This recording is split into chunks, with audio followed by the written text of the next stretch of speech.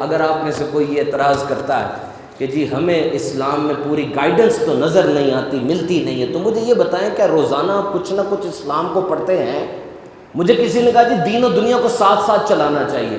چلو تمہاری بات مان لیتے ہیں، دین و دنیا کو ساتھ ساتھ چلاؤ، تو دن میں 24 گھنٹے ہوتے ہیں بھائی، 12 دین کو 12 دنیا کو دو نا، تم تو 2 منٹ نہیں دے رہے دین کو۔